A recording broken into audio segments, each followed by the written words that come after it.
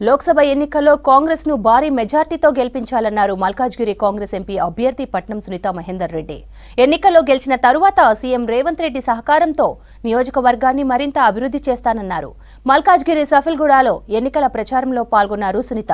Mini tank bund దగ్గర morning walkers ని కలిసి స్థానిక సమస్యలు అడిగి తెలుసుకున్నారు.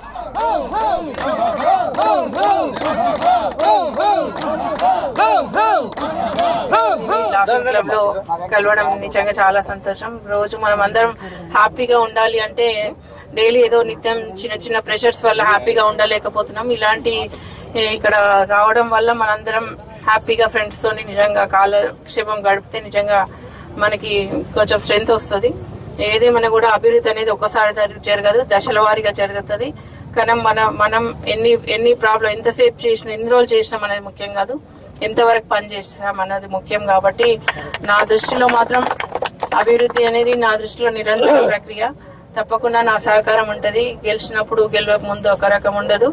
నేను కూడా గ్రామీణ ప్రాంతాలకి సేవ చేయడం జరిగింది. నాకు కూడా పల్లెలు పట్టణాలు పేదవాళ్ళు ఇట్లా ఎక్కడన్నా జనులు ఎక్కడున్నా కూడా నేను అభివృద్ధిలో ముందుంటా. తప్పకుండా మీరు మాత్రం ఏ ప్రపోజల్స్ ఇవ్వండి, గవర్నమెంట్ దృష్టికి తీసుకెళ్తా.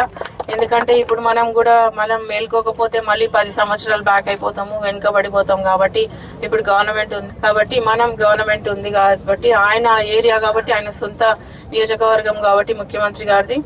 ఇప్పుడు నేను గెలిచినట్టు కాదు, ముఖ్యమంత్రి గారు గెలిచినట్టు.